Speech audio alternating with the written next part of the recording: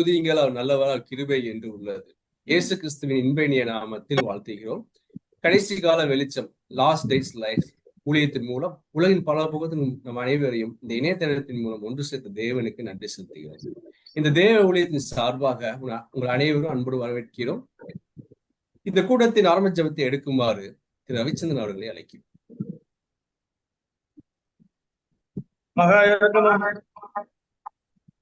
மகா இறக்கமும் நீடு சாந்தமும் நீடு கிருப்பியும் பண்ணாட்டப்பட ஸ்தோத்திரிக்கிறமானது முக்கிய திதிக்கான மகிமை செலுத்தியமானது. நான்கு நன்றி சொல்லுவாங்க. விசேஷமாக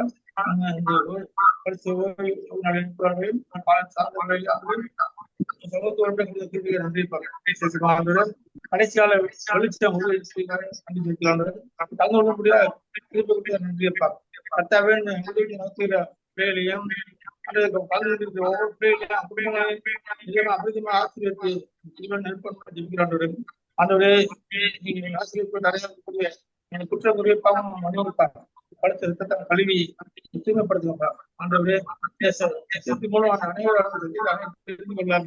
ஆண்டவர் ஊழியர் கேள்விப்பட புரிந்து கொள்ள அறிந்து கொள்ள புரிந்து கொள்ள பற்றி கொண்டு இப்படியா மாறுவதற்காக ஊழியத்தை வல்லமே ஜெபிக்கிறோம். இந்த பிள்ளைகளுக்கு ஆசிரியர் ஜெபிக்கிறோம். நாமத்தை பிரசவப்படுத்தும் எந்த ஸ்தானத்திலும் வந்து ஆசிரியர் நாமத்தை பிரசவப்படுத்துங்க. ஆசிரியப்பா குடும்ப ஆசிரியப்பா கைது சென்ற ஒரு காரியம் ஆசிரியப்பா கலந்து போட்டு ஒவ்வொரு பிள்ளைகளையும் ஆசிரியப்பா ஒருவருக்கு நீர் அடக்க மேற்கொண்டு கண்ண குடும்பமா இருந்து பார்த்துக்கலாம்னா ஜெபிக்கிறானது. இந்த ஊழியருக்கு செய்து தருகிற தாசரை பார்க்க அவர் மூலமா அனைவரும் சத்தியங்கள் அனைவரும் சென்று சேர்த்து அனைவரும் அந்த ஆவிக்குரிய ஜீவத்துக்கு உறுதியாக நன்றியை ஆசிரியப்பா ஊழிய வளமே எடுத்து முகட்டு இன்னும் அதிக வளர்ந்து ஜெபிக்கிறமான அவர் ஆசிரியப்பா குடும்பத்தை ஆசிரியப்பா அவர் ஊழியத்தை ஆசிரியப்பா தடிகள் உள்ள இதய மாலம் செய்தாப்பது தேடும்போது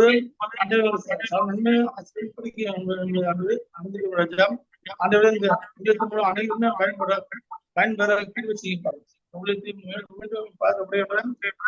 செய்யப்பார். ஆபம் முடிவு வரை பிரச்சனை கிருபை ஆண்டவருமை பிரச்சாரம் ஜெபிக்கிறோம். அனைப்பிதாவே ஆரம்ப ஜெபத்துக்காக நன்றி. இப்போது ஒரு சிறப்பு பாடலை கேட்போம். திரு ரவி மற்றும் திருமதி ஸ்டெல்லா அவர்கள் நமக்காக ஒரு சிறப்பு பாடலை பாடுவார்கள்.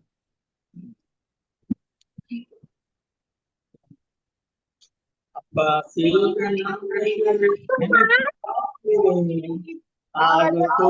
நன்றி சொல்லி அப்பா பாக்கிறேன் ஆர்வத்தோடு நன்றி சொல்லி குறித்து மகிழ்கிறேன்.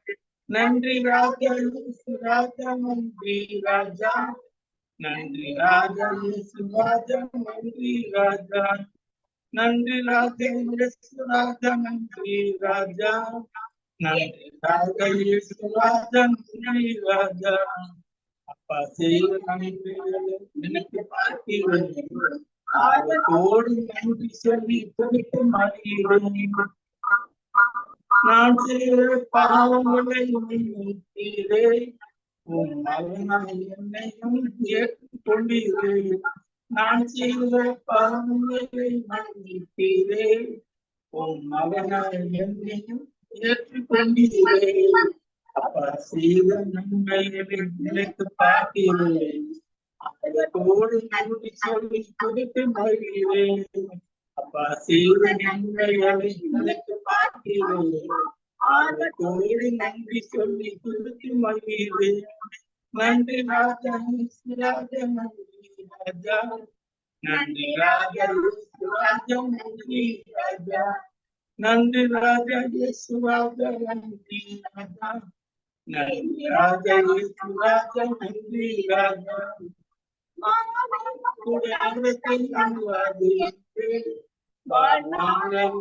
காத்தி மந்திரையா வாழும்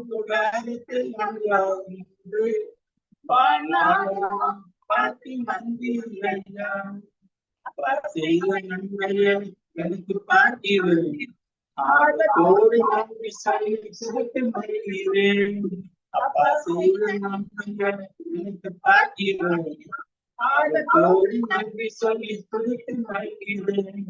நன்றி ராஜா, நன்றி ராஜா, நன்றி ராஜா இயேசுராஜா, நன்றி ராஜா, நன்றி ராஜா இயேசுராஜா, நன்றி ராஜா, நன்றி ராஜா இயேசுராஜா, நன்றி ராஜா.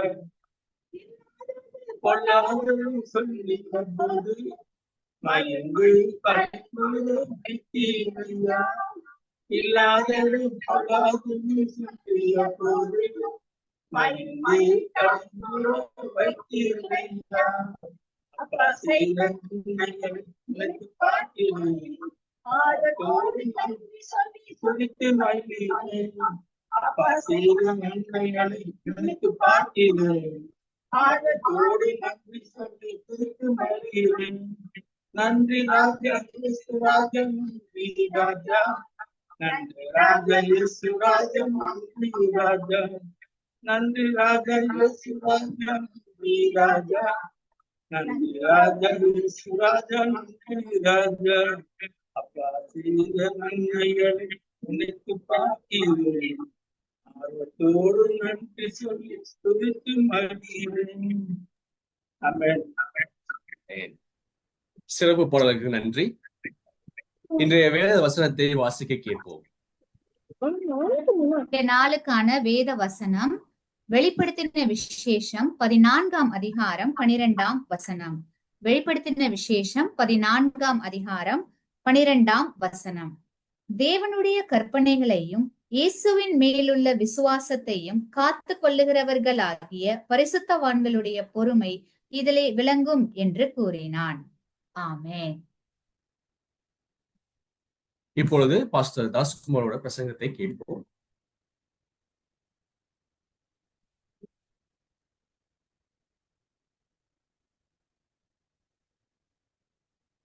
கிறிஸ்துவுக்குள் அன்பான தேவ பிள்ளைகளை உங்கள் எல்லாரையும் அன்புடன் வாழ்த்தி வரவேற்கின்றோம். முத்தூது என்ற தலைப்பில் 3 ஏஞ்சல்ஸ் மெசேஜஸ் என்ற தலைப்பில் நாம் சத்தியங்களை படித்துக் கொண்டிருக்கிறோம்.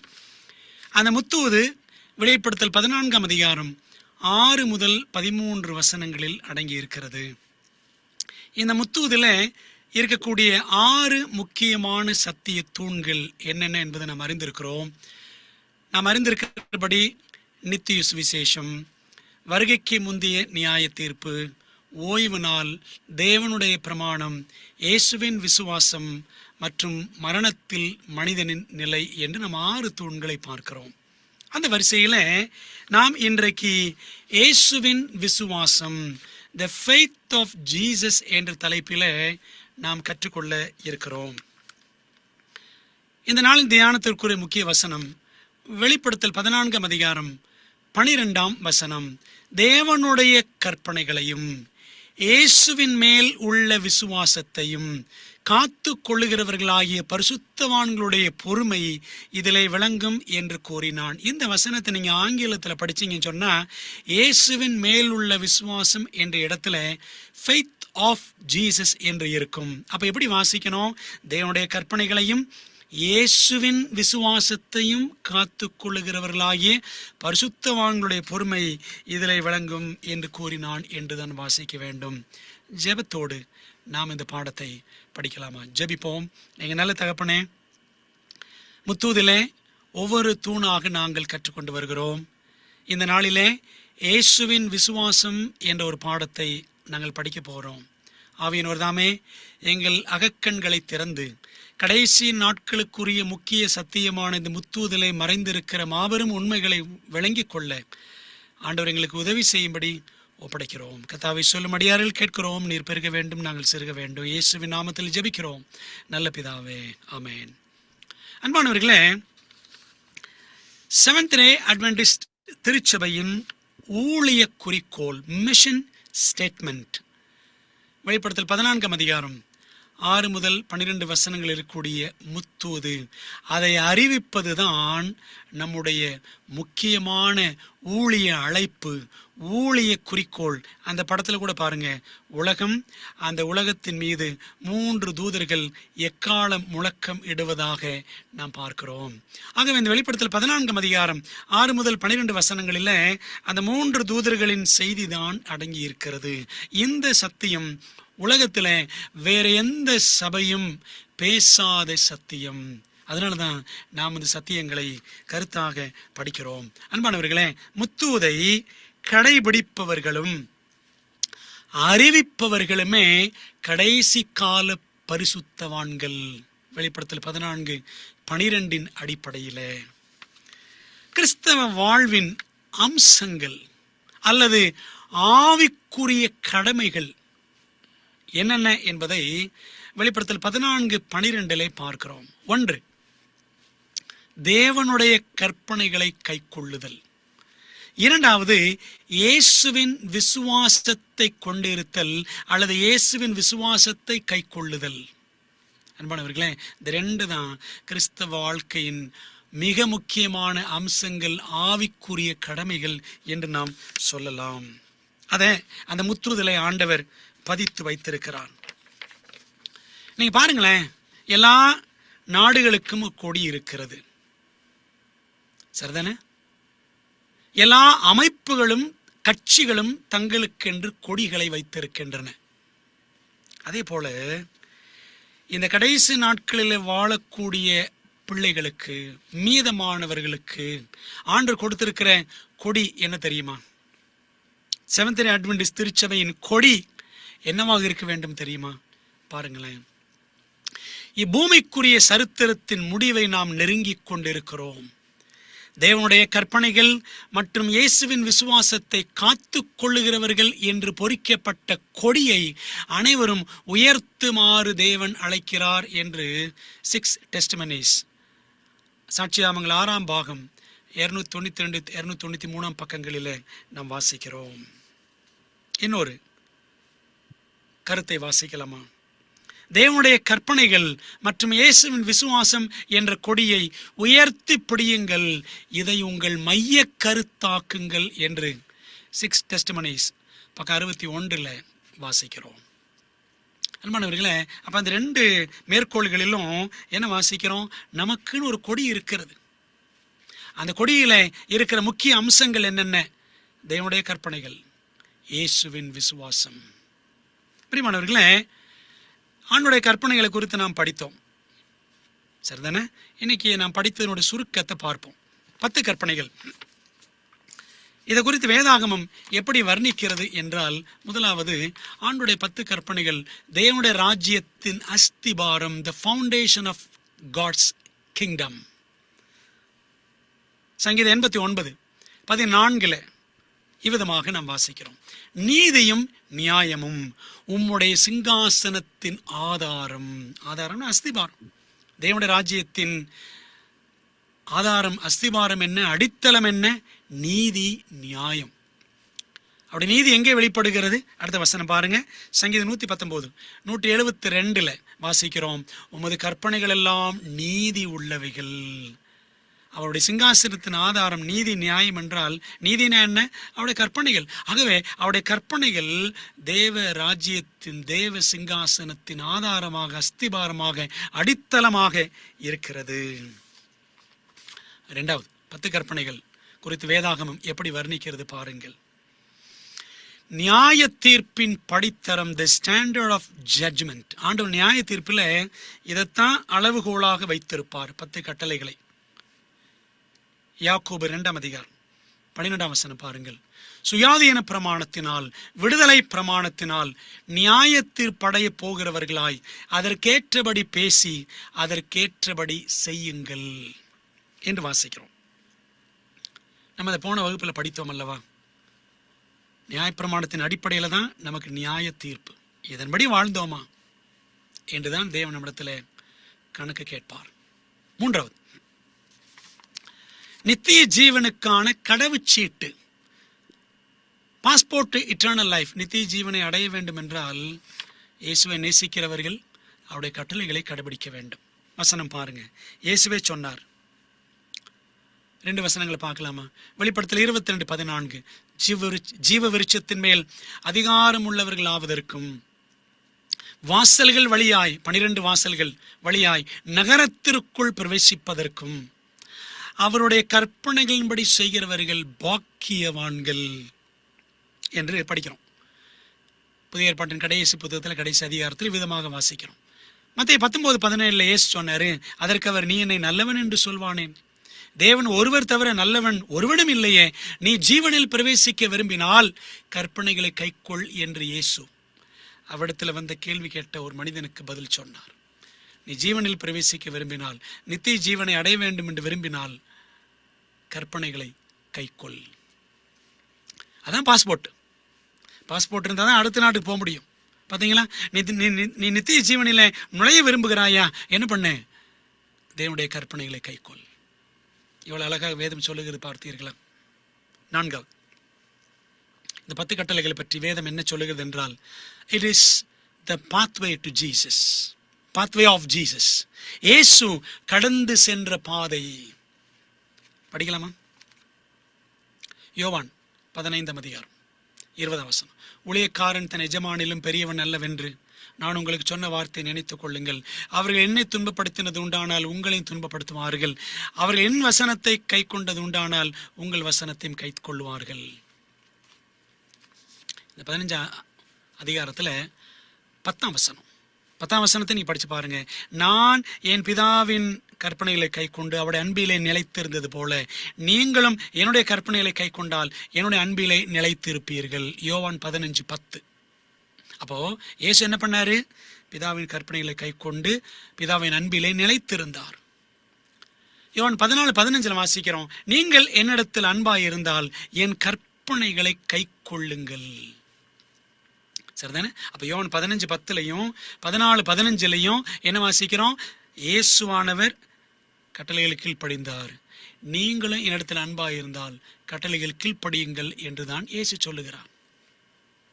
அப்ப இயேசுவானவர் அந்த பாதையில தான் போனாரு, பிரமாணத்தின் பாதையில. அதே பாதையில் தான் நாமும் செல்ல வேண்டும்.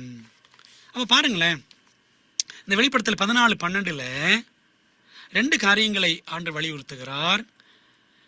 வெளிப்படுத்தல் 12:17 சபை என்றால் எது? அதுல 2 காரியங்கள் வலியுறுத்தப்படுகிறது. தேவனுடைய கற்பனைகள், இயேசு கிறிஸ்துவை குறித்த சாட்சி. வெளிப்படுத்தல் 12:17. தேவனுடைய கற்பனைகள், இயேசுவின் விசுவாசம். வெளிப்படுத்தல் 14:12. அப்ப 2 இடத்துலையும் பாருங்க, அங்கேயும் கட்டளைகள் இயேசு, இங்கேயும் கட்டளைகள் இயேசு. 10 கற்பனைகளை கைக்கொள்ள இயேசுவின் விசுவாசம் தேவை. சரிங்களா? 10 கட்டளைகளை பார்த்துட்டோம். இயேசுவின் விசுவாசம் பற்றி படிக்கணும். முதல்ல விசுவாசம் என்றால் என்ன? What is faith? என்ன படிச்சிருக்கிறோம்? நமக்கு தெரியும் வழக்கமா எபிரேயர் 11:1 அதான் விசுவாசத்தின் விளக்கமாக சொல்லுவோம். விசுவாசமானது நம்பப்படுகிற உறுதியும் காணப்படாதவைகள் நிச்சயமாக இருக்கிறது. ஆனால் நம்ம கிரேக்க பாஷையில பார்த்தால் விசுவாசம் என்பதற்கு பிஸ்டிஸ் என்ற வார்த்தை. ஃபெய்த், பிஸ்டிஸ். இந்த பிஸ்டிஸ் என்ற வார்த்தைக்கு 2 அர்த்தங்கள் இருக்கின்றன. முதலாவது அர்த்தம் என்னவென்றால் உறுதி, அஷூரன்ஸ். வாய்மை, ஃபிடலிட்டி, நம்பகத்தன்மை, ஃபெய்த்ஃபுல். அப்ப என்னன்னா, நமது அனைத்து தேவைகளுக்கும் தேவனையே சார்ந்து, உறுதியாய் சார்ந்து, அவருக்குள் முழு நம்பிக்கை வைத்திருத்தல் என்று பொருள். இது ஒரு அர்த்தம். சரிங்களா? முழுக்க ஆண்டு மேல எல்லா தேவைகளுக்கும் அவரையே சார்ந்திருப்பது, இதுதான் விசுவாசம். 2வது அர்த்தம் என்னவென்றால் faith is belief, கோட்பாடு, டாக்ட்ரின், உபதேசம். faith is body of truth, சத்தியத்தின் ஒரு ஒழுங்கமைப்பு என்று சொல்லலாம். அன்பானவர்களே, மருள விழுந்தவர்கள் மற்றும் அவர்களது போலியான உபதேசங்களிலிருந்து தேவனுடைய உண்மை ஜனத்தை பிரித்து காட்டும் சத்திய கொள்கைகள். அப்போ விசுவாசனை என்ன? ஆண்டு மேல வச்சிருக்கிற அந்த முழுமையான சார்பு, அது ஒரு அர்த்தம். இன்னொரு அர்த்தம் ஆண்டவர் கொடுத்திருக்கிற சத்திய கொள்கைகள், அதான் விசுவாசம். பிரியமானவர்களே, அப்போ கேள்வி, வெளிப்படுத்தல் 14:12 நாம் காண்பது இயேசுவின் விசுவாசமா அல்லது இயேசுவில் விசுவாசமா? faith of Jesus or faith in Jesus? இப்போ விசுவாசம் என்றால் என்னன்னு பார்த்தோம். அன்பானவர்களே, இப்போ என்ன பார்க்கணும்னா, இயேசுவின் விசுவாசம் என்றால் என்ன? இயேசுவானவர் கொண்டிருந்த விசுவாசமா அல்லது இயேசுவானவர் நம்ம கொடுத்திருக்கிற சத்திய கொள்கைகளா? சரிங்களா? இதுதான் நம்முடைய கேள்வி. இது குறித்து சில பக்திமான்கள், வேத அறிஞர்கள் என்ன சொல்லியிருக்கிறார்கள் பார்ப்போம். பைபிள்ல இருந்து பார்ப்போம். J.N. Andrews, John Nevins Andrews என்ற ஊழியக்காரர் 3 Message of Revelation 14 என்ற ஒரு புத்தகத்தில் பக்கம் 135 சொல்றாரு, நித்திய சுவிசேஷத்தின் கட்டளைகளும் உபதேசங்களுமே இயேசுவின் விசுவாசம் ஆகும் அப்படின்னு எழுதுறார். நித்திய சுவிசேஷம் எங்க இருக்கு? இந்த முத்தூதுல தான் அடங்கி இருக்கிறது. அந்த நித்திய சுவிசேஷத்தின் கட்டளைகளும் உபதேசங்களுமே இயேசுவின் விசுவாசம் ஆகும். அப்ப அந்த இயேசுவின் விசுவாசம் எங்க வருது? முத்தூதுல வருது. ரெண்டாவது, பீட்டர் ரென்சன் என்ற ஒரு வேத அறிஞர் வெளிப்படுத்தின விசேஷத்திற்கு விளக்கம் எழுதினவர். த விஷன் என்ற புத்தகத்திலே பக்கம் 192 193 சொல்றாரு, லட்சக்கணக்கானவர்கள் இயேசுவை குணமளிப்பவர், தீர்க்கதரிசி, மகான், தேவகுமாரன் என்று அவரில் விசுவாசம் வைத்திருக்கிறார்கள். They have faith in Jesus as a prophet, as a healer, as a great soul, as the son of God. இப்படிலாம் விசுவாசம் வச்சிருக்கிறாங்க. ஆனால் அவர்கள் இயேசு கொண்டிருந்த அதே உறுதியான விசுவாசத்தை உடையவர்களாக இருக்கிறார்கள் என்று அர்த்தம் அல்ல. இவ்வளவு அழகா பிரிச்சு காட்டாரு பார்த்தீங்களா? இயேசுவில் விசுவாசம் வைக்கலாம், ஆனால் இயேசு போன்ற விசுவாசம் அவங்ககிட்ட இருக்குன்னு அர்த்தம் கிடையாதுன்னு சொல்றார். மூன்றாவது, மாரிஸ் வெண்டன் என்ற ஒரு அருமையான தேவ மனிதர், அவர் சொல்லியிருக்கிறார் பாருங்க, இயேசுவின் விசுவாசம் என்னவாக இருந்தது? அவர் தம்மை அல்ல வேறொரு வல்லமையை சார்ந்திருந்தார். அவருக்கு வல்லமை இருந்தும் அவர் செய்த கடினமான காரியங்களில் இதுவும் ஒன்று. நம்மிடம் இல்லாத வல்லமை அவரிடம் இருந்தது. அன்பானவர்களே, ஆண்டவர் இயேசு கிறிஸ்து இந்த உலகத்தில் மனுஷனா வந்தார். ஆனாலும் 100% மனுஷனாக இருந்தாலும் 100% தேவனாகவும் இருந்தார். ஆகவே அவரிடத்தில் தெய்வீக வல்லமை இருந்தது. நம்மகிட்ட இல்லை, அவர்கிட்ட இருந்துச்சு. தொடர்ந்து வாசிப்போம். வல்லமையுடன் அவர் பிறந்தார். அந்த தெய்வீக வல்லமையுடன் அவர் பிறந்தார். அவர் தேவனாகவும் மனிதனாகவும் இருந்தார். அவ்வல்லமையை பயன்படுத்தும்படி அவர் தமது வாழ்வு முழுவதிலும் சோதிக்கப்பட்டார். சிலுவையில் தொங்கும் போது கூட, நீ தேவனுடைய குமாரனால் சிலுவையிலிருந்து இறங்கி வா, நாங்கள் விசுவாசிப்போம் அப்படின்னு சொன்னாங்களே வழிபோக்கர்கள். பிசாசு என்ன சொன்னா, நீ தேவகுமாரனை ஆனால் இந்த கல்லுகள் அப்பங்களாகும்படி சொல்லும் அப்படின்னு சொன்னான். அந்த வல்லமையை, அந்த தெய்வீக வல்லமையை பயன்படுத்தும்படி தமது வாழ்நாள் முழுவதும் அவர் சோதிக்கப்பட்டார். ஆனால் அவர் அதை பயன்படுத்தவில்லை. எதுக்காக பயன்படுத்தல? தான் சுயநலத்துக்காக பயன்படுத்தல. மாறாக பிதாவிடம் இருந்து வரும் வல்லமையை சார்ந்து வாழும் முன்மாதிரியாக அவரது வாழ்வு இருந்தது. தனிப்பட்ட வேத தியானம், ஜெபத்தின் மூலம் அவ்வல்லமையை அவர் பெற்றார். நாமும் அப்படி செய்தால் அதே வல்லமையை நாமும் அடைய முடியும். பிரியமானவர்களே, இதாங்க இயேசுவின் விசுவாசம். தனக்கு தெய்வீக வல்லமை இருந்தும் அவர் பிதாவாகிய தேவனை முழுக்க முழுக்க அவர் சார்ந்து வாழ்ந்தார். இயேசுவின் விசுவாசம் இவ்வளவு அழகா விளக்கம் கொடுத்திருக்காரு பாத்தீங்களா?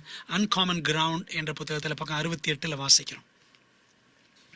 அன்பான தேவ பிள்ளைகளே, அப்ப இயேசுவானவர் எப்படி வாழ்ந்தார் அப்படின்றத நம்ம பைபிள்ல இருந்து பார்க்கலாமா? The faith of Jesus. இயேசுவின் விசுவாசத்திற்கு 3 உதாரணங்கள். முதலாவது உதாரணம், நம்பர் 1, அவருடைய வனாந்தர உபவாசம் பார்க்க போறோம். மத்தேயு 4 முதல் 11 வசனங்கள். 2வது கெத்செமனே ஜெப அனுபவம், மத்தேயு 26 38 44 வரை. 3வது ஆண்டவர் இயேசு கிறிஸ்து தன்னுடைய வாழ்நாளின் கடைசியில நியாய சங்க விசாரணைகள் மற்றும் சிலுவை மரணம் ஆகியவற்றை கடந்து சென்றார். மத்தேயு 26 27 அதிகாரங்கள். இந்த 3 உதாரணங்களை நாம் உற்று நோக்கினால்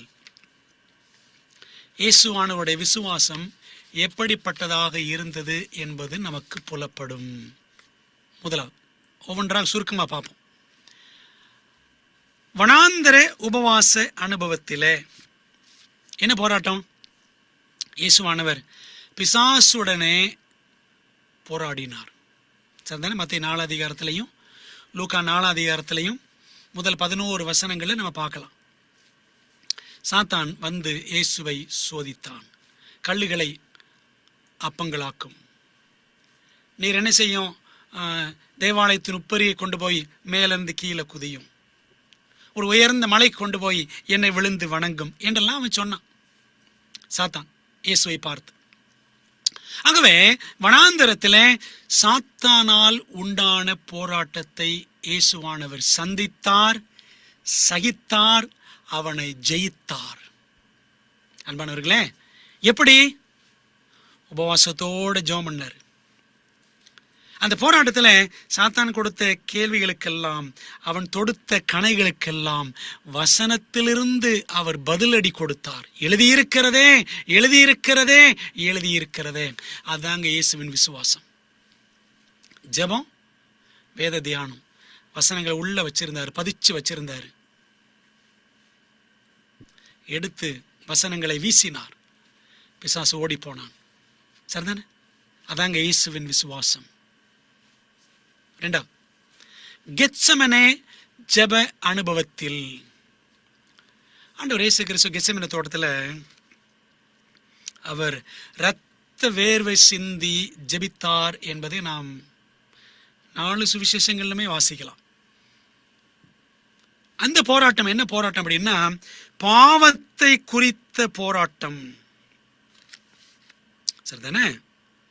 பாவத்தோடு சர்வலோகத்தின் பாவங்களும் அவர் மீது சுமந்திருந்தது. அந்த ஒரு போராட்டம் கடுமையான ஒரு போராட்டம். அவருடைய மாம்சம் தடுமாறியது. பிதாவே, இந்த பாத்திரம் என்னை விட்டு நீங்க கூடுமானால் நீங்கட்டும், ஆகிலும் என்னுடைய சித்தத்தின்படி அல்ல, உம்முடைய சித்தத்தின்படியே ஆக கடவது என்று சொல்லி 3 முறையும் அவர் அப்படி ஜெபித்து என்ன செய்தார்? அந்த போராட்டத்தில் அவர் வெற்றி சிறந்தார். ஒரு மேற்கோளை வாசிக்கலாமா? பாருங்க, இந்த மேற்கோளை வாசிக்கிறேன். இந்த 2வது குறிப்புக்கு பயனுள்ள ஒரு வாசகம். இந்த மேற்கோள்: சாத்தானோடு உள்ள கிறிஸ்துவின் போராட்டம் உச்சக்கட்டத்தை அடைந்தது. கெத்செமனே தோட்டத்துல தான் அந்த உச்சக்கட்டம். அடுத்த ஸ்லைட்ல பார்க்கலாமா? சாத்தானோடு உள்ள அந்த கிறிஸ்துவின் போராட்டத்தின் உச்சக்கட்டம் கெத்செமனே தோட்டத்துல தான் வந்துச்சு. கிளைமாக்ஸ் அங்கதான். இதை குறித்து எலன் ஒயிட் எழுதுறாங்க பாருங்க. இதுவரை உடன் இருந்த பிதாவின் பிரசன்னம் தம்மிடமிருந்து நீங்குவதை குறித்த கொடிய பயம் அவரை ஆட்கொண்டது. அந்த கெத்செமனே தோட்டத்தில் ஆண்டவர் இயேசு கிறிஸ்து அவர் ரத்த வேர்வை சிந்தி ஜெபித்தாரு. அவருக்கு என்ன பயம் அப்படின்னா, பாவபாரம் என்னை அழுத்துகிறதே அப்படின்ற பயம் இல்லைங்க. பிதாவின் பிரசன்னம் என்னை விட்டு விலகுகிறதே என்பது குறித்த ஒரு கொடிய பயம் அவரை ஆட்கொண்டது. கடைசி மகுடம் போன்ற அந்த தியாக பலியில் இருந்து அவரது மனுஷீகம் 3 தரம் பின்வாங்கியது. ஐயோ, சிலுவையில போய் மரிப்பதா, பிதாவினுடைய பிரசன்னம் என்னை விட்டு நீங்குவதா, அவருடைய பிரசன்னத்தை பிதா தம்முடைய முகத்தை மறைத்துக் கொள்கிறாரே, இதை சகிப்பதா அப்படின்னு சொல்லிட்டு அவருக்கு பயங்கரமான போராட்டம். அவருடைய மனுஷீகம் அதான், இந்த பாத்திரம் என்னை விட்டு நீங்க கூடுமானால், பாத்திரம்னா என்ன? இந்த பாடுகளின் பாத்திரம் என்னை விட்டு நீங்க கூடுமானால் பிதாவே நீங்கட்டும். 3 தரம் ஜெபித்தார். ஆனாலும் 3 தரம் என்ன சொன்னாரு? என் சித்தத்தின்படி அல்ல, உம்முடைய சித்தத்தின்படி ஆக்கடது என்று சொல்லி 3 தரம் மனுஷீகம் பின்வாங்கியது. ஆனாலும் தன்னை ஒப்பு கொடுத்தார். மானிட இனத்தின் தலைவிதி தராசில் தள்ளாடியது. அப்படின்னு படிக்கிறோம். மூன்றாவது குறிப்பு என்ன பார்க்கணும் அப்படின்னா, முதல்ல வனாந்தர உபவாசத்தில் அவர் சாத்தானோடு போராடினார். இரண்டாவது கெத்செமனே தோட்டத்தில் பாவத்துடன் போராடினார். மூணாவது விசாரணைகளில், பாடுகளில் அவரை கைது செய்து கொண்டு போனார்கள். கெத்செமனே தோட்டத்தில் இருந்து யூதாஸ் முத்தம் கொடுத்து காட்டி கொடுத்தான். அவரை கைதியாக பிடித்து சென்றார்கள் இயேசுவை. நீங்க பாருங்க, அவர் கைதியாக கொண்டு செல்லப்பட்ட அந்த இரவில 7 தரம் அவர் விசாரிக்கப்பட்டார். சரிங்களா? பிலாத்து கிட்ட, ஏரோது கிட்ட, பிலாத்து கிட்ட, அதுக்கப்புறம் பார்த்தீங்கன்னா அண்ணா, காய்பா, பிரதான ஆசாரியர்கள், அப்படி இப்படின்னு பேக் அண்ட் ஃபோர்த், முன்னும் பின்னுமாக 7 தடவை அவர் நியாயம் விசாரிக்கப்பட்டார். விசாரணைகள், பாடுகள், சாட்டையில் அடிச்சாங்க, முள்முடிய தலையில சூடினார்கள், இப்படி எல்லா பாடுகளையும் பட்டார். கன்னத்திலே அறைந்தார்கள், துப்பினார்கள். இந்த போராட்டம் யாருடன் பார்த்தீங்கன்னா சொந்த ஜனங்கள் மற்றும் அதிபதிகளுடன் போராட்டம். அன்பான தேவப்பிள்ளைகளே, அப்ப பாருங்க, ஆண்டவர் இயேசு கிறிஸ்துவின் வாழ்க்கையில ஆரம்பத்திலிருந்து கடைசி வரைக்கும் போராட்டம் தான்.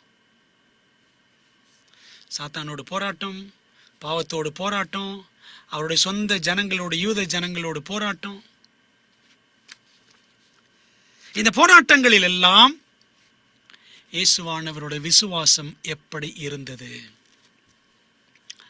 நம்ம எல்லாரும் இயேசுவின் மேல் விசுவாசம் வச்சிருக்கிறோம், உண்மைதானே? ஆனா இயேசுவுக்கு இருந்த விசுவாசம்னு என்னைக்கா யோசித்து இருக்கிறோமா? அன்பான தேவப்பிள்ளைகளே, கிறிஸ்துவானவர் எப்படி வெற்றி சிறந்தார் பாருங்க. ஜெபித்து பிதாவுக்கு ஒப்பு கொடுத்து வெற்றி சிறந்தார். ஜெபம், வேத தியானம், தேவ சித்தத்திற்கு ஒப்படைத்தல், இதாங்க கிறிஸ்துவிடம் காணப்பட்ட விசுவாசம், இயேசுவின் விசுவாசம். faith of Jesus or faith of Jesus Christ, இயேசுவின் விசுவாசம் அல்லது இயேசு கிறிஸ்துவின் விசுவாசம் அப்படின்னு சொல்லலாம். அன்பான தேவப்பிள்ளைகளே, அப்ப கிறிஸ்துவின் விசுவாசம் இப்படி இருக்கிறது. பிரியமானவர்களே, ஆண்டவர் இயேசு கிறிஸ்து எவ்வளவு அற்புதமாய் வெற்றி சிறந்தார், அதே போல கடைசி நாட்களிலே வாழக்கூடிய நமக்கும் ஒரு கடுமையான போராட்டம் இருக்கிறது. ஆண்டவர் இயேசு கிறிஸ்துவுக்கு ஒரு கெத்செமனே அவருடைய வாழ்நாளின் கடைசியில ஏற்பட்டது போல பயங்கரமான பாடுகளின் பாதையை, பாடுகளின் பாத்திரத்தை அவர் சந்திக்க நேரிட்டது போல மீதமானவர்களுக்கும் கடைசி நாட்களின் தேவ ஜனத்திற்கும் ஒரு கெத்செமனே இருக்கிறது. அந்த கெத்செமனே என்ன தெரியுமா? ஜேக்கப்ஸ் டைம் ஆஃப் ட்ரபிள், யாக்கோபின் இக்கட்டு காலம். அது குறித்து நீங்கள் படிக்க வேண்டும், அது ஒரு பெரிய பாடம். எரேமியா 30ஆம் அதிகாரம் 5, 6, 7 வசனங்களிலே யாக்கோபின் இக்கட்டு காலம் என்று படிக்கலாம். எரேமியா காலத்தில் எங்க யாக்கோபு இருந்தாரு? ஆனால் அந்த யாக்கோபு இக்கட்டு காலத்தை குறித்து எரேமியா பேசுகிறார். பிரியமானவர்களே, அப்ப ஆண்டவர் இயேசு கிறிஸ்து ஒரு கெத்செமனேயை கடந்து சென்றது போல கடைசி நாட்களின் கர்த்தருடைய பிள்ளைகளும் நீங்களும் நான் இந்த உலகத்தின் கடைசியில வாழ்ந்துட்டு இருக்கிறோம், கடைசி மணித்துளிகளில் இருக்கிறோம். நமக்கும் ஒரு கெத்செமனே காத்திருக்கிறது. அந்த கெத்செமனேக்கு பேர் தான், அந்த மீதமானவர்கள் கெத்செமனேக்கு பேர் தான் யாக்கோபின் இக்கட்டு காலம். நம்ம என்ன செய்யணும் தெரியுமா? இயேசு நின்றது போன்று தேவ ஜனம் நிற்க வேண்டும். அப்ப என்ன செய்யணும்? இயேசுவின் விசுவாசம் எனக்கு தேவை. இயேசுவான விசுவாசமா எப்படி நின்னாரு போராட்டங்களில, நான் நிக்கணும். எப்படி நிக்க முடியும் பார்க்கலாமா? When we know God as it is our privilege to know Him, our life will be a life of continual obedience. Through an appreciation of the character of Christ, through communion with God, sin will become hateful to us. Desirages பக்கம் 668 வாசிக்கிறோம். தேவனை நாம் அறிய வேண்டிய நமது சலாக்கியத்தின்படி நாம் அவரை அறிந்து கொள்ளும் போது நமது ஜீவியம் ஓர் இடைவிடாத கீழ்ப்படுதலின் ஜீவியமாக விளங்கும். நம்முடைய சலாக்கியம் என்ன தெரியுமாங்க? தேவனை அறிய வேண்டிய விதத்தில் நாம் அறியணும். அது நம்முடைய பிரிவிலேஜ். அப்படி அறிந்து கொள்ளும் பொழுது ஆண்டவருடைய அன்பை குறித்து அறிய அறிய அறிய நம்முடைய வாழ்க்கை எப்படி இருக்குமா? இடைவிடாத கீழ்ப்படுதலின் வாழ்க்கையா இருக்கும். இடைவிடாம ஆண்டு கீழ்ப்படுகிறோமா, இல்ல விட்டு விட்டு கீழ்ப்படுகிறோமா? கிறிஸ்துவின் குணத்தை நாம் பாராட்டுவதன் மூலமாகவும், பாராட்டுவதன் என்ன அர்த்தம்? கிறிஸ்துவின் குணத்தை அறிந்து, எப்படிப்பட்ட குணம் ஆண்டோடைய குணம், இந்த மாதிரிலாம் நான் இருக்கணும். அதுதான் கிறிஸ்துவின் குணத்தை நாம் பாராட்டுவதன் மூலமாகவும் தேவனுடன் ஐக்கியம் கொள்வதன் மூலமாகவும் பாவமானது நமக்கு அருவருப்பாக மாறும். அதான் ஆங்கிலத்தில் படிச்சோம், தமிழ்ல பார்க்கிறோம். இவங்களின் வாஞ்சை பக்கம் 668. பிரியமானவர்களே, அப்போ இயேசுவானவர் என்ன பண்ணாரு? பாவத்தை அவர் செய்யவே கிடையாது. பாவத்தை அருவருத்தார், பாவிகளை நேசித்தார், பாவத்திற்காக ஜீவனை கொடுத்தார். நாம் இந்த உலகத்துல பாவத்தை வெறுக்கணும், அருவருக்கணும், பாவிகளையும் நேசிக்கணும். இயேசுவின் விசுவாசம் அதுதான். நம்மகிட்ட அது இருக்கிறதா? இன்னொரு மேற்கோள் பாருங்க. இயேசுவின் விசுவாசம் இது பேசப்படுகிறது, ஆனால் புரிந்து கொள்ளப்படவில்லை. 3ஆம் தூதனின் தூதிற்கு உரியதான இயேசுவின் விசுவாசத்தில் அடங்கியிருப்பது என்ன? இயேசு நமது பாவம் மன்னிக்கும் இரட்சகராகும்படி அவர் நமது பாவத்தை சுமப்பவர் ஆனார். பிரியமானவர்களே, முத்தூது இயேசுவை பற்றி பேசுதுங்க. இயேசுவின் விசுவாசத்தை பற்றி பேசுகிறது. அதில் என்ன அடங்கி இருக்கிறது? ஆண்டவர் இயேசு கிறிஸ்து நமது பாவம் மன்னிக்கும் இரட்சகராகும்படி அவர் நமது பாவத்தை சுமப்பவர் ஆனார். தொடர்ந்து வாசிப்போம். நாம் நடத்தப்பட வேண்டிய விதத்தில் அவர் நடத்தப்பட்டார். ஒரு பாவியாக, ஒரு குற்றவாளியா நான் எப்படி நடத்தப்படணுமோ அந்த நடத்தை அவருக்கு கொடுக்கப்பட்டது. அவர் குற்றவாளியாக பாவி போல நடத்தப்பட்டார். அவரது நீதியை நாம் அடையும்படிக்கு நமது பாவங்களை சுமக்க அவர் நமது உலகத்திற்கு வந்தார். நமக்காக இறங்கி வந்தாரு, நமக்காக உயிரை கொடுத்தாரு. நாம் அவருடைய நீதியை அடைவதற்காக தாராளமாக, முழுமையாக, நிறைவாக நம்மை ரட்சிக்கிற கிறிஸ்துவின் வல்லமையில் விசுவாசம் கொள்வதே இயேசுவின் விசுவாசம் ஆகும். எலன் ஒயிட் எழுதுறாங்க, செலக்டட் மெசேஜஸ், பாகம் 3, பக்கம் 172. பார்த்தீங்களா? அப்போ நம்ம விசுவாசிக்கிற, நம்மை ரட்சிக்கிற கிறிஸ்துவின் வல்லமையில் நாம் தாராளமா, முழுமையா, நிறைவாக விசுவாசம் கொள்ள வேண்டும். அதுதான் இயேசுவின் விசுவாசம். எப்படி கிறிஸ்துவானவர் முழுக்க முழுக்க பிதாவையே சார்ந்திருந்தார். அதாங்க இயேசுவின் விசுவாசம். நாம் முழுக்க முழுக்க இயேசுவையே சார்ந்திருக்கணும். ஏன்னா அந்த பிதா யாரு நமக்கு தெரியாது, நம்ம பார்த்தது கிடையாது. அந்த பிதா யார், அவர் எப்படிப்பட்டவர், அவர் குணம் எப்படிப்பட்டது, அவருடைய அன்பு எப்படிப்பட்டது, எல்லாம் இயேசு தான் நமக்கு வெளிப்படுத்தி இருக்கிறார். இயேசு பிதாவை சார்ந்திருந்தார். நாம் இயேசுவை சார்ந்து அவரது விசுவாசத்தை நாம் வெளிக்காண்பிக்க வேண்டும். அன்பான தேவ பிள்ளைகளே, இயேசுவின் விசுவாசம் என்னவென்று உங்களுக்கு கொஞ்சமாகிலும் புரிகிறதா? தேவனுடைய கற்பனைகளையும் இயேசுவின் விசுவாசத்தையும் காத்துக்கொள்ளுகிறவர்களாகிய பரிசுத்தவான்களுடைய பொறுமை இதிலே விளங்கும். அந்த வெளிப்படுத்தல் 14:12 என்ற வார்த்தைகள் பதிக்கப்பட்ட இந்த மேன்மையான கொடியானது கிருபையின் கால முடிவு மட்டும் உலகம் முழுவதற்கும் சுமந்து செல்லப்பட வேண்டும் என்று டெஸ்டிமனிஸ் வால்யூம் 6 பக்கம் 144 வாசிக்கிறோம். நம்ம கையில் ஆண்டவர் ஒரு கொடியை கொடுத்திருக்காரு, முத்தூது என்ற கொடி. அதுல 2 அம்சங்கள். இந்த 2 அம்சங்களோடு உலகமெல்லாம் நாம் சுமந்து செல்ல வேண்டும், நாம் வாழ்ந்து காட்ட வேண்டும். 1 தேவனுடைய கற்பனைகள், 2 இயேசுவின் விசுவாசம். இதை பெற்றிருக்கிறவர்கள் தான் பரிசுத்தவான்கள். விளங்குதவங்களுக்கு? இயேசுவை மட்டும் பிடிச்சுக்கிட்டு கற்பனைகள் வேண்டாம் என்று சொல்லுகிறவர்கள் பரிசுத்தவான்களா? அல்லது கற்பனைகள் மட்டும் பிடித்து கொண்டு கர்த்தராகிய இயேசு கிறிஸ்துவை விட்டு விடுகிறவர்கள் பரிசுத்தவான்களா? 2மே இருக்கணும். அவங்க தான் பரிசுத்தவான்கள். பிரியமான தேவ பிள்ளைகளை, யோசித்து பார்ப்போம். இந்த முத்தூது என்னுடைய வாழ்க்கையில முழுமையாய் காணப்படுகிறதா? இயேசுவின் விசுவாசம் என்று நாம் படித்துக் கொண்டிருக்கிறோம். அதை கவிதை வடிவிலே நாம் பார்க்கலாமா? எழுதியிருக்கிறதே என்று உரைத்து சோதனைகளை வென்றதே இயேசுவின் விசுவாசம். பிதாவின் சித்தத்தை போஜனமாய் கொண்டதே இயேசுவின் விசுவாசம். உங்களில் யார் என்னை குற்றப்படுத்தக்கூடும் என்று நின்றதே இயேசுவின் விசுவாசம். சிந்தனையினாலும் பாவம் செய்யாமல் சீர்வாழ்வு வாழ்ந்ததே இயேசுவின் விசுவாசம். உடன் ஜெபிக்க ஒருவரும் இல்லை என்றாலும் ஒண்டியாய் நிற்க துணிந்ததே இயேசுவின் விசுவாசம்.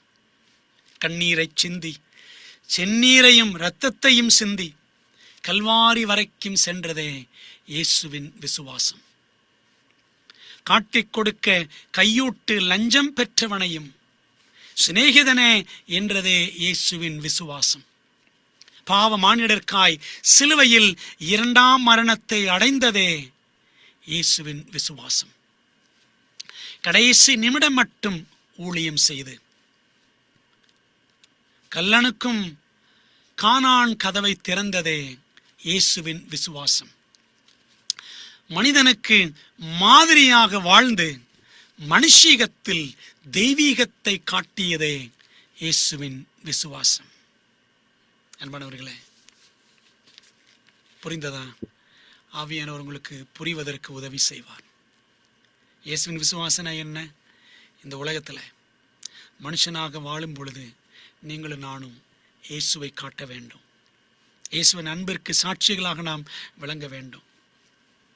கிறிஸ்தவர்கள் என்று பெயர் பெற்றிருப்பது முக்கியமல்ல, கிறிஸ்தவர்களாகவே நாம் வாழ்ந்து காட்ட வேண்டும். பிரியமானவர்களே, அதற்கு நமக்கு ஆதாரமாக இந்த கடைசி நாட்களில் முக்கிய தூதாக தேவன் நமக்கு முத்தூதை கொடுத்திருக்கிறார். இதுவரைக்கும் இந்த முத்தூதில் 5 தூண்களை நாம் படித்து கொண்டு வந்தோம். 6வது தூண் ஒன்று இருக்கிறது, சரிங்களா? அதையும் படிக்க போகிறோம். தொடர்ந்து விசுவாசம் பற்றி இன்னொரு பாடம் படிச்சுட்டு அந்த 6ஆம் தூதை குறித்து நாம் படிக்க போகிறோம். பிரியமானவர்களே, இயேசுவின் விசுவாசம், இயேசுவின் மேல் விசுவாசம் என்பது வேறு, இயேசுவின் விசுவாசத்தை செயல்படுத்துவது என்பது வேறு. ஆகவே இயேசுவின் விசுவாசம் நம்முடைய விசுவாசமாக மாற நம்ம அர்ப்பணித்து ஜெபிப்போமா? எங்கள் நல்ல பிதாவே, இந்த நாளிலே முத்தூது சத்தியங்களை நாங்கள் ஒவ்வொன்றாக ஆராயும்படி எங்களுக்கு கொடுத்து வருகிற நல்ல கிருபைக்காக நன்றி செலுத்துகிறோம். இந்த நாளில் இயேசுவின் விசுவாசம் என்ற முத்தூதின் 5ஆம் சத்திய தூணை குறித்து நாங்கள் படித்து கொண்டிருக்கிறோம். ஆண்டவரே, இந்த சத்தியத்தில் எங்களை உறுதிப்படுத்தும். இயேசுவானவர் எப்படி இந்த உலகத்தில் வாழ்ந்து எங்களுக்கு முன்மாதிரி வைத்து சென்றிருக்கிறாரோ அந்த வழியில் நாங்களும் நடக்க எங்களுக்கு பலத்தை தாரும்.